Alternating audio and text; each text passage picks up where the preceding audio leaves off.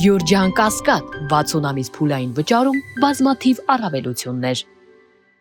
Այսօր տարեցների միջազգային օրն է, ինչի կապակցությամբ շնորհավորում եմ մեր սիրելի տատիկներին, պապիկներին եւ տարեց հարգելի քաղաքացիներին եւ հարցել վերաբերում է ուղղակիորեն իրենց բազմաթիվ խնդիրների։ Հիմա հաջորդ տարի ավարտվում է կառավարության հնգամյա ծրագրի ժամկետը, իսկ կառավարության ծրագրի 4-ի 6-րդ բաժնում մինչև 2026 թվականը օրվա կառավարությունը խոստացել էր նվազագույն կենսաթոշակի չափը հասցնել պարենային զամբյուղի արժեքին։ Միջին կենսաթոշակի չափը հասցնել նվազագույն սպառողական զամբյուղի արժեքին։ Նվազագույն աշխատավարձն դարձնել 85,000 դրամ։ Հիմա ներկայացնեմ պաշտոնական վիճակագրությունը փաստերով։ Շուրջ 500,000 կենսաթոշակառուների ամսական կենսաթոշակի միջին չափը 49,000 դրամ է, իսկ մեկ անձի նվազագույն սպառողական զամբյուղի արժեքը 81,681 դրամ։ Նվազագույն կենսաթոշակ ստանում է, այսինքն ծերության եւ հաշմանդամության նպաստ ստանում է շուրջ 100,000 քաղաքացի, այստեղ էլ չափը 36,500 դրամ է, իսկ պարենային զամբյուղի արժեքը 44,152 դրամ։ Այսինքն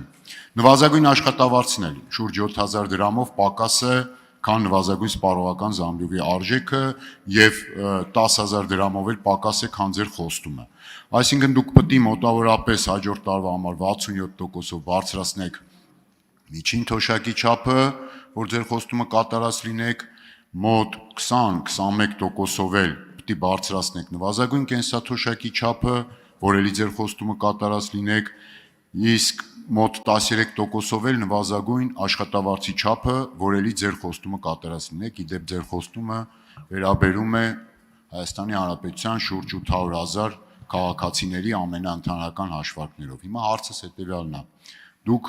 արձանագրում եք, որ կառավարությունը ձախողել է իր հնգամյա ծրագրի սոցիալական խոստումները, քանի որ ձեր հաստատած 2026 թվականի պետական բյուջեի նախագծում նման փոփոխություններ ուղղակի նախատեսված չեն։ Հարցին կպատասխանի աշխատանքի և սոցիալական հարցերի նախարար Արսեն Թորոսյանը։ Շնորհակալություն, հարգելի գործընկերներ, ես էլ եմ միանում շնորհավորանքներին մեր տարեցների օրվա կապակցությամբ եւ պատասխանելով ձեր հարցին, պարոն Ավետիսյան, մենք իհարկե գիտենք մեր կառավարության ծրագիրը եւ հետեւում ենք դրա կատարմանը, բայց միևնույն ժամանակ մենք նորարարական գործիքներ ենք կիրառում կենսաթոշակների բարձրացմանը հասնելու համար եւ այսօր գործող արդեն մի ծրագիր ունենք, որը հետվճարի համակարգն է, որը ոչ միայն թույլ է տալիս մեր կենսաթոշակառուներին եւ ոչ միայն կենսաթոշակառուներին, այլև բոլոր նպաստառուներին բարձրացնել հենց իրենցից ձեռքով բարձրացնել իրենց կենսաթոշակը եւ նպաստը, այլև նպաստում է ընդհանրապես ծերի վերացմանը մեր հանրապետությունում, ինչը նաեւ հավելյալ գեներացնում է հարկեր, որով էլ նորից վճարվում են այդ կենսաթոշակները եւ նպաստները։ Եվ ես այսօր ուզում եմ այս առիթը օգտագործելով հայտարարել, որ մենք 2026 թվականի հունվարի 1-ից հետվճարի սահմանաչափերը վերանայելու ենք դեպի վերև։ Այսօր գործող 12%-ի փոխարեն մենք այն սահմանելու ենք 20%-ի չափով, որը մոտավորապես միջինում բարձրացնելու է կենսաթոշակները 3-ից 3500 դրամի սահմաններում։ Միջին հետվճարը 12%-ի պայմաններում մոտ 4000 դրամ է, 4400 դրամ,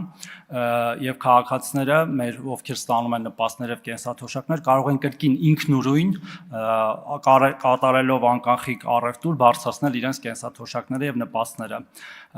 Եվ ես կարծում եմ, որ մենք այս նորարարական գործիքները պետք է ավելի համարձակ եւ ակտիվ կիրառենք, որպեսզի միանգամից մի քանի նպատակի հասնենք։ Կարծում եմ սա շատ կարևոր ձեռքբերում է լինելու 2026 թվականին մեր պետության համար եւ մեր բոլոր կենսաթոշակառուների եւ նպաստառուների համար եւ առիթը օգտագործելով ուզում եմ նրանց բոլորին կոչ անել, հատկապես նրանց, ովքեր որ իրենց կենսաթոշակը եւ նպաստը ստանալիս գնում եւ միանգամից կանխիկացնում են այդ գումարը եւ ըստ էության կանխիկ են առևտուր անում, դա չանել։ այլ իրականացնել անկախիկ առևտուր եւ դրանով իսկ նորից ըստ էության իրենց կենսաթոշակի բարձրացման հարցը պահել իրենց ձեռքերում։ Արձագանք։ Պարոն Թորոսյան, ձեր համար լավ լուր ունեմ։ Ձեր պատասխանը դասական պոպուլիստական պատասխան էր եւ ըստ էության չէր բխում